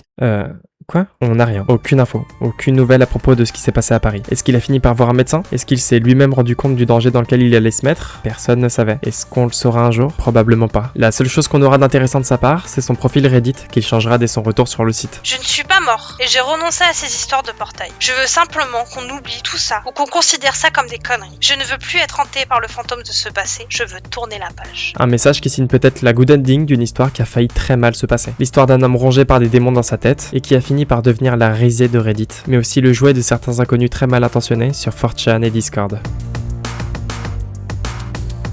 Je sais que ce subreddit est connu par des millions de personnes sur Reddit, mais je pouvais pas caser ça dans les premières parties de l'iceberg. Vous comprendrez vite pourquoi. r/Morbid Reality rassemble des dizaines de milliers de posts à propos de plein de sujets aussi sombres qu'intrigants. C'est dans le nom, hein, Morbid Reality ou réalité morbide. On n'est pas là pour rigoler. On peut y trouver plein de tags différents, morts et morts graphiques, blessures graphiques, événements historiques, abus domestiques, posts qui concernent un ou des enfants, attaques animales, catastrophes naturelles, inclus de la violence sexuelle, application de la loi et autres. Et c'est très sincèrement un subreddit que je vous conseille d'explorer. Pourquoi, vous allez me demander? Je sais que beaucoup de gens ne peuvent pas comprendre comment est-ce qu'une communauté comme celle-ci peut rassembler autant de personnes, et qu'une partie de ces gens refuseront catégoriquement d'y aller pour ne pas avoir d'image de la misère humaine ou d'événements tragiques. Mais ce ne sera jamais une raison de ne pas y aller. Parce que refuser de regarder, c'est acquiescer. Refuser de voir des images de l'Holocauste, c'est être d'accord pour que ces images restent à l'abri des regards. Faire le choix de ne pas lire l'histoire ignoble de la tristement décédée Adria Sauceda, c'est refuser de faire perdurer sa mémoire et laisser faire les actes qu'elle a subis continuer partout dans le monde. Refuser de vouloir connaître le suicide de Adam Rain en 2025, c'est accepter le danger de l'intelligence artificielle qui peut toujours pousser quelqu'un à mettre fin à ses jours et lui indiquer par A plus B comment le faire. Fermer les yeux exprès, c'est cautionner, et c'est en les ouvrant qu'on va lutter. Et ça vaut aussi pour tout ce qui se passe en Palestine, ou avec les affaires Epstein qui ont été très rapidement éclipsées quand les USA ont bombardé l'Iran, ou même avec toutes les personnes qui défendent ou écoutent des célébrités très controversées. On vous voit, ceux et celles qui écoutent du Bruel, L'Homme Pâle, Romeo Elvis, Gringe, Rammstein, Noir Désir, Marilyn Manson, Femme Togo, Naps, Caris, Niska, R. Kelly et j'en passe. Refuser d'ouvrir les yeux, c'est acquiescer. C'est des exemples parmi des milliers, mais ça vaut toujours pareil pour les génocides, les meurtres et même les mensonges qu'on nous balance à la télé.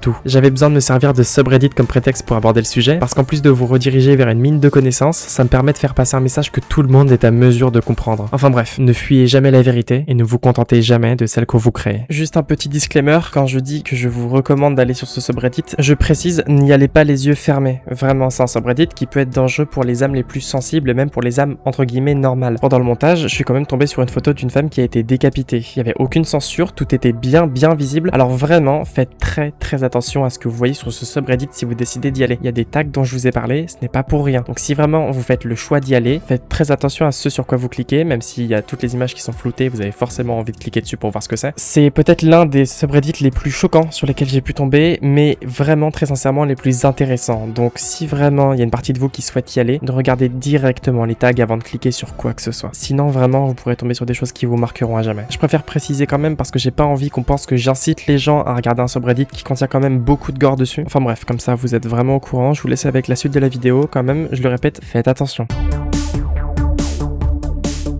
Les fans d'iceberg sur internet connaissent forcément le site Iceberg Charts, qui répertoriait des milliers et des milliers d'icebergs sur tout et n'importe quoi et qui a été fermé en fin 2025. C'était une mine d'or pour toutes les personnes qui voulaient découvrir les trucs les plus enfouis ou sombres d'internet. Le subreddit r/Iceberg Charts fait à peu près la même chose, mais sur Reddit. C'est à peu près l'endroit où la majorité d'entre eux deviennent populaires, notamment cet iceberg de YouTube qui me servait de matière pour celui que je devais réaliser mais que j'ai finalement perdu en 2022, l'iceberg des logos illisibles de groupes de métal, celui du cinéma d'horreur, ou même encore l'iceberg de la censure. Pardon, je trouvais ça drôle. Pourquoi est-ce que je le mets plutôt bas dans mon iceberg alors que le subreddit est quand même assez populaire? Pour une simple et bonne raison, et on va revenir sur le sujet une nouvelle fois, la curiosité morbide. Au-delà du fait que les icebergs font partie d'un concept génial où l'on répertorie plein d'événements d'un thème de plus connu ou plus obscur, c'est aussi et surtout un bon moyen pour beaucoup de chercher quelque chose de toujours plus sombre, gore ou inquiétant. Parce qu'une fois le voyage commencé, il y aura cette fin que tu ne pourras plus jamais rassasier, la curiosité. Alors oui, ce concept est génial, je vais pas vous mentir, il a eu une belle période de gloire et aujourd'hui en France, j'arrive des années après pour apporter ma pierre à l'édifice alors que peu de gens en font encore. Mais ça reste quelque chose de dangereux pour les âmes sensibles, mais aussi pour les personnes déconnectées de la réalité qui souhaitent ressentir des émotions fortes, mais pas dans le bon sens du terme. Faites vraiment attention à ce que vous cherchez sur internet. Parfois, quand un sujet est bien profond dans un iceberg, c'est un indicateur assez évident qu'il ne faut pas aller les chercher. Et je spoil un peu, mais même dans le mien, j'ai dû censurer quelques trucs, surtout vers la fin. Je ne veux pas que vous vous amusiez à chercher les trucs les plus morbides que j'ai pu voir. Enfin bon, de toute manière, on en est encore loin, ce sera pour l'épisode d'après, mais bref, vous avez compris là où je veux en venir, et j'ai l'impression de me donner un air un peu trop moralisateur, alors on va changer d'entrée. Tout allait bien dans le subreddit r/AskReddit quand le 19 février 2014, un compte throwaway du nom de u/IamGreatlyShamed publie un post vraiment insolite. Pourquoi une petite amie vous supplierait-elle pendant des mois de lui mettre un œuf dans le rectum, sexuellement? Et une fois que vous avez fini par accepter, vous traiterait-elle systématiquement de grosse salope en public, même devant vos parents? Vous êtes toujours dans les archives régaliennes qui parlent d'anomalies d'internet et de jeux vidéo étranges. Vous êtes pas sur une vidéo shitpost ou quoi, le post est vraiment sorti de nulle part, créé par un compte qui lui aussi sortait de nulle part. Et justement, ça a rendu perplexe pas mal de gens. Quoi? Elle m'a mis un œuf dans le cul. Elle voulait me le mettre là pour le sexuel. Maintenant, elle m'insulte sans arrêt, même devant les autres. Ça fait référence au fait que quand un œuf se met dans le cul, il casse presque toujours. Le jaune se retrouve partout dans le cul et à l'extérieur aussi. C'est du jaune dans et sur le cul et des coquilles d'œufs aussi. Mec, on devrait te mettre un œuf dans le cul pour sexuel. J'apprécie le sexuel. Oui, le sexuel, je le sens. C'est honteux. C'est le plus beau post de AskReddit que j'ai jamais vu. Le post n'était même pas tant alimenté par le poster original, parce qu'il voyait bien que tout le monde était choqué ou qu'il se foutait de sa gueule. Mais comme l'a bien dit un redditeur, je suis désolé que ta copine soit une connasse, mais pourquoi t'as fait ça? Et quel genre de personne te forcerait à faire quelque chose que tu voudrais même pas faire pour se foutre de toi ensuite? Je suis sidéré et je regarderai plus jamais un œuf de la même façon. Celui-ci va être spécial. On est en 2009, seulement 4 ans après la création de Reddit, et l'utilisateur Spontaneous H, qu'on va appeler Sam parce que c'est plus rapide, poste un énorme pavé dans le subreddit r/IAM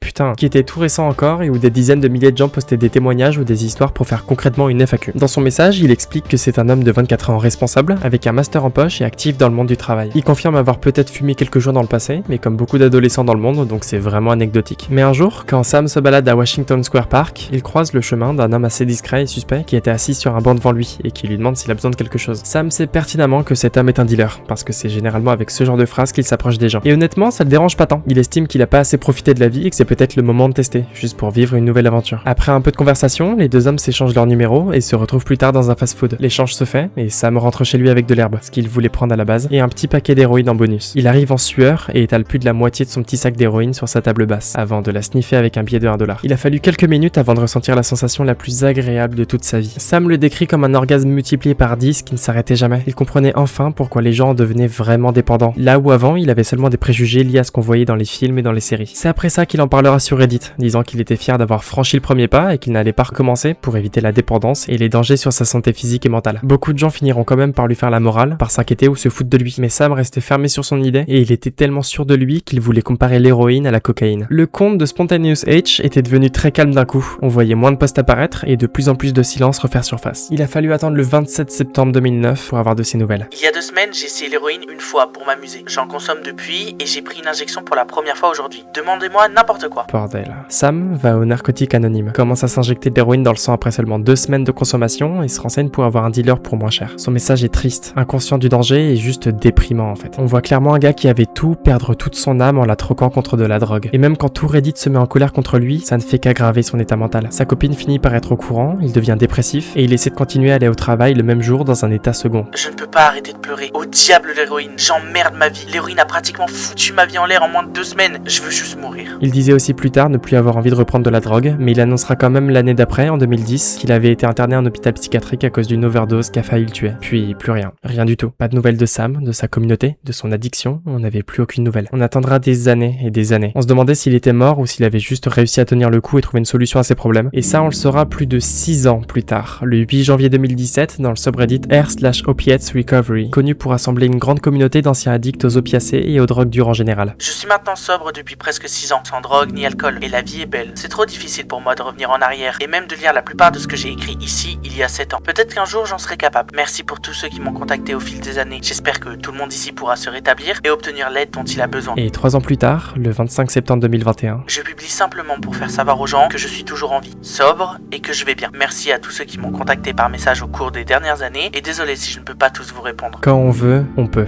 J'aime énormément cette histoire qui prouve que même un homme avec un master qui vit loin de ses problèmes et de la drogue peut devenir aussi dépendant d'un truc qui peut faire basculer sa vie en quelques jours. Et ça montre surtout à quel point personne n'est à l'abri de la drogue. Dès le jour où vous acceptez d'en prendre, vous ne pourrez plus l'oublier. Et surtout, vous traverserez peut-être des choses qui vous marqueront à vie, et dans le mauvais sens du terme. Même si c'était quand même pas au niveau de Sam, je l'ai vécu personnellement et je le souhaite à personne. C'est la 2e fois que j'en parle dans la vidéo, mais vraiment faites attention avec ça et ne vous laissez jamais influencer. C'est votre vie qui est en jeu et tout le monde n'aura pas la même chance de rédemption que Sam. Tout le monde n'aura pas sa good ending. Clueless Jack, c'est le pseudonyme d'un adolescent de 15 ans, connu pour son histoire tristement célèbre aujourd'hui. C'est le 15 janvier 2018 qu'il publie son premier post, à la fois dans le subreddit r/needadvice, mais aussi dans Ask Gay Bros. Mais c'est dans ce dernier qu'il recevra le plus de réponses. J'ai fait la plus grosse erreur de ma vie en révélant mon homosexualité à mes parents, et je me suis fait mettre à la porte. Je suis complètement perdu. J'ai 15 ans et honnêtement, je sais même pas pourquoi j'ai dit à mes parents que j'étais gay. Alors que je vis dans l'un des pays les plus homophobes du monde, j'ai littéralement été mis à la porte et ma famille m'a menacé de mort si je retournais à la maison. J'ai envie de me suicider. Je n'ai aucun ami à qui en parler. Je n'arrive pas à y croire qu'une seule erreur ait provoqué tout ça. J'en ai marre. Pour les gens qui ne sont pas familiers avec ce genre de choses, l'homosexualité et les conditions LGBT en Arabie Saoudite sont vraiment très peu reconnues. Et certaines choses peuvent aller de la simple amende à carrément la peine de mort. Voilà pourquoi Jack était en danger. Si en plus de résider dans un pays qui veut sa mort et se fait jeter par sa famille, il lui faudrait vraiment soit énormément de courage pour partir ailleurs à son âge, soit un miracle qui viendrait le sauver. Et ce miracle, c'était Viator in Love with Ross, un utilisateur totalement random de Reddit qui décidera de lui tendre la main par pur altruisme, disant qu'il était lui aussi un habitant d'Arabie Saoudite et il propose à Jack de l'aider avec son départ, jusqu'à l'accueillir chez lui aux États-Unis, l'héberger et carrément devenir son mentor. Là où certaines personnes pourraient penser que c'est un énième fou du bus qui veut manipuler un jeune adolescent sur internet, il semblait sincère et espérait vraiment avoir une réponse à son message, ce qui est finalement arrivé. Jack, qui révélera s'appeler Roshan, acceptera son aide et ils échangeront tous les deux des mails dans les jours qui suivirent. Pendant la période où ils se contactaient, Roshan restait proche de son oncle avec qui il avait une bonne relation pour avoir de l'aide et surtout choper un passeport avant de partir sur Dubaï et quitter le pays. Tout se passait très bien pendant un moment, les choses se goupillaient petit à petit et Ross était persuadé que Roshan était sur le point de partir. Mais un jour, il reçut un message de la part de son oncle et c'était la pire chose qui pouvait arriver. Pour ceux qui suivent Jacques, je viens de recevoir le message suivant de son oncle il y a 15 minutes. Cher monsieur Viator in Love with Russ, je suis Moustafir, l'oncle de Roshan. C'est avec le cœur lourd que je vous annonce que Roshan a mis fin à ses jours en février. Son père, le mari de ma sœur, l'a menacé de mort s'il était retrouvé chez lui. Malheureusement, nous n'avons pas pu le faire sortir de la capitale de Riyad à temps et il a été retrouvé sans vie chez un ami. Je tiens à vous remercier pour votre soutien et votre attention. Vous étiez la seule personne à qui Roshan se confiait. Inch'Allah, il veille sur vous et vous remercie. C'est peut-être l'une des pires manières pour une histoire de se terminer. Quand, à 2 doigts de la liberté, la vie nous rattrape d'un coup et tout se termine. C'est ce qui arrive malheureusement à beaucoup de personnes à travers le monde quand leur famille ne fait pas l'effort de les accepter pour ce qu'ils sont. Que ce soit en Arabie Saoudite ou partout ailleurs, l'espoir est l'une des seules choses qui fait vivre. Ne perdez jamais espoir, sachez qu'il y a toujours une lumière au bout du tunnel. Le pseudo de Roshan restera gravé dans l'histoire de Reddit comme étant lié à l'une des histoires les plus tristes de la plateforme. Qu'il repose en paix.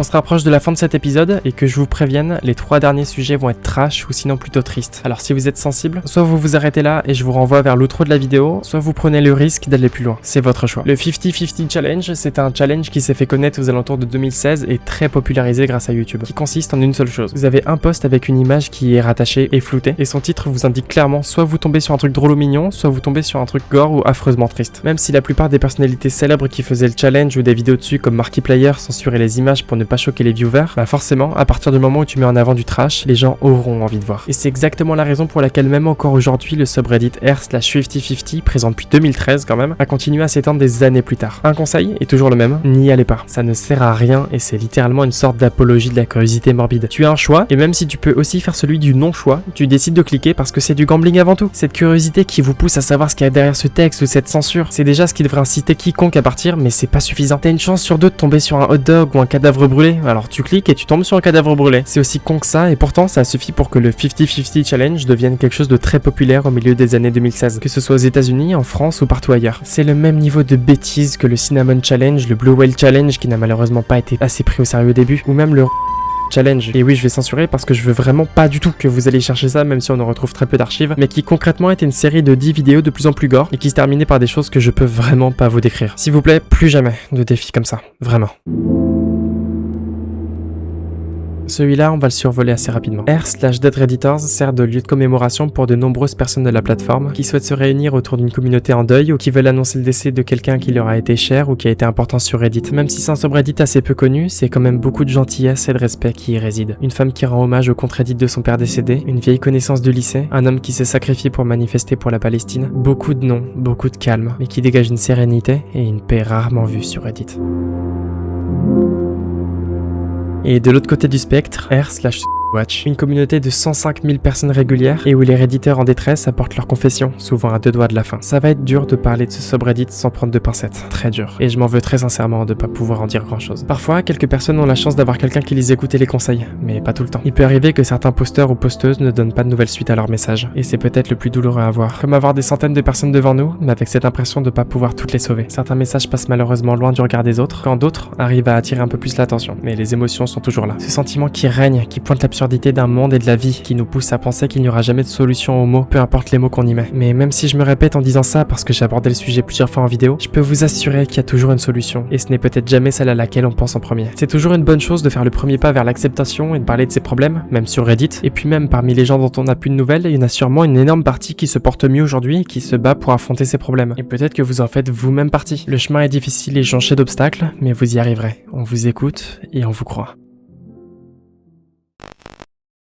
C'était le 2e épisode de cette trilogie et j'espère qu'il vous aura plu. Mais avant de partir, j'ai envie qu'on clarifie quelque chose sur cet iceberg. Contrairement à ce que peuvent penser certaines personnes, non, il n'est pas question de vous inciter à regarder vous-même les pires choses dont l'être humain est capable. Cet iceberg n'est pas une allégorie de la curiosité morbide, mais du danger d'internet et de ses faces les plus obscures. Et puis les gens qui s'attendent à ce que l'iceberg soit sombre juste pour être sombre, non. Pour rappel, les sujets d'un iceberg sont censés être rangés par ordre de popularité. Plus un sujet est connu, plus il sera placé haut dans l'iceberg. Là, comme vous avez pu le remarquer, j'ai préféré faire les deux, parce que j'ai pas envie de parler seulement de sujets compliqués. J'aime aussi caser des histoires ou des communautés peu connues pour détendre l'atmosphère. Mais surtout parce que, imaginez que je vous parle de Airplace, grosse musique, storytelling sympa et tout, et d'un coup, NFSL. Le décalage serait énorme. Le NSFL, c'est vraiment super connu sur Reddit, et presque autant que le NSFW en fait. Mais de toute manière, je fais mon iceberg comme je veux, même que si je veux, il s'appelle Bruno Cagoule ou Jean-Yves Jean, d'accord? Je sais pas encore quand sortira la partie 3 de l'iceberg. Je sais que cette partie a eu beaucoup de retard et j'en suis vraiment sincèrement désolé. Mais je vous assure que je fais de mon mieux et je suis déjà assez fier du montage que j'ai pu faire pour cette vidéo, que j'ai déjà commencé et qui est vraiment un peu, voire même beaucoup plus beau que dans l'épisode 1. Et ça va être un peu comme ça à chaque vidéo en fait. Je vais toujours avoir un espèce de petit grind-up,